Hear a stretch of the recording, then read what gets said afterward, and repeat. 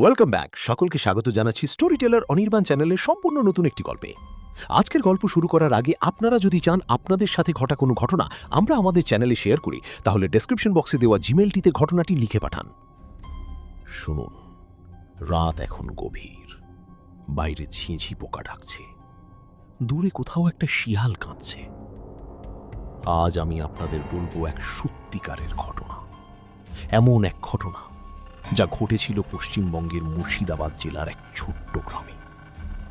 এই গল্প যে শুনবেন, আজ রাতে একা থাকলে বাতিটা একটু উজ্জ্বল করে নিন। আজ আমাদের গল্প পাঠিয়েছেন আমাদের এক সাবস্ক্রাইবার। আজকের গল্পের নাম অমাবস্যার রাতে পুরনো আম বাগানে যৌতুক নিহত এক নারীর আত্মার আবির্ভাব। 2019 সালের কথা। রাহুল চক্রবর্তী, বয়স তখন বছর 25, কলকাতায় একটা বেসরকারি সংস্থায় চাকরি করত। দীপাবলির ছুটিতে সে গিয়েছিল তার দাদু দিদার বাড়ি, মুর্শিদাবাদের এক প্রত্যন্ত গ্রামে, নাম শ্মশানতলা। নামটাই আঁতকে ওঠার মতো, তাই না?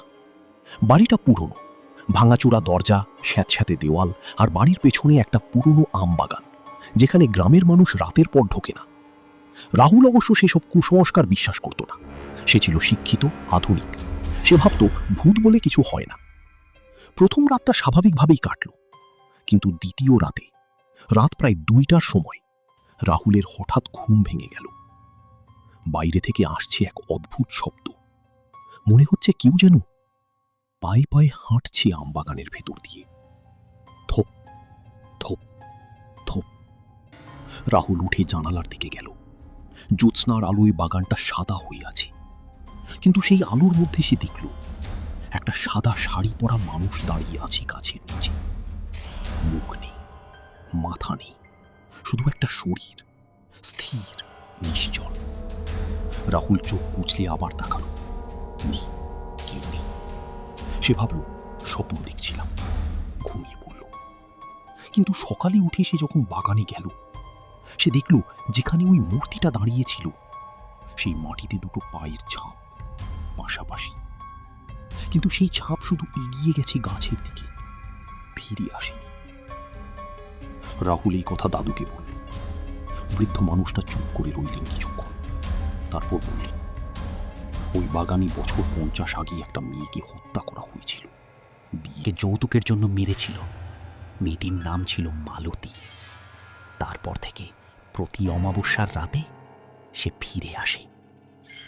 রাহুলের বুকটা ধক করে উঠল, কারণ গতকাল ছিল অমাবস্যা। সেদিন রাতে রাহুল আর ঘুমাতে পারল না। সে বসে রইল বিছানায়। রাত বাড়ছে। হঠাৎ দরজায় টোকা। 1, 2, 3। রাহুল ভাবল দাদু হয়তো, কিন্তু দরজা খুলতেই বাইরে কেউ নেই। শুধু মাটিতে একটা শুকনো আমের পাতা, এবং সেই পাতার উপর সিঁদুরে লেখা একটাই কথা, তুমিও দেখেছ, তাহলে তুমিও আসবে। রাহুল ছুটে গেল দাদুর ঘরে। দরজা ঠেলতেই দেখল দাদু বিছানায় বসে আছেন, চোখ স্থির, ঠোঁটে একটু হাসি, সামনে একটা মাটির প্রদীপ জ্বলছে। রাহুল বলল, দাদু শুনছো বাইরে? দাদু ঘুরে তাকালেন, কিন্তু তার চোখ দুটো সম্পূর্ণ সাদা।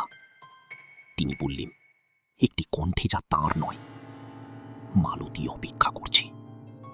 রাহুল সেই রাতেই বাড়ি ছেড়ে পালালো। ভোর হবার আগেই সে হাঁটতে হাঁটতে স্টেশনে পৌঁছালো। ট্রেনে উঠে কলকাতা চলে এলো। পরের দিন সে ফোন করলো গ্রামে। প্রতিবেশী জানালো দাদু সেই রাতেই মারা গেছেন, আর যাওয়ার সময় তার মুখে ছিল একটা অজানা হাসি। রাহুল আজও কলকাতায় থাকে, কিন্তু সে বলি প্রতি অমাবস্যার রাতে তার ঘরের জানালায় কেউ একজন এসে দাঁড়ায়, আর তার বুকের মধ্যে বাজতে থাকে সেই কথা, তুমিও দেখেছ, তাহলে তুমিও আসবে।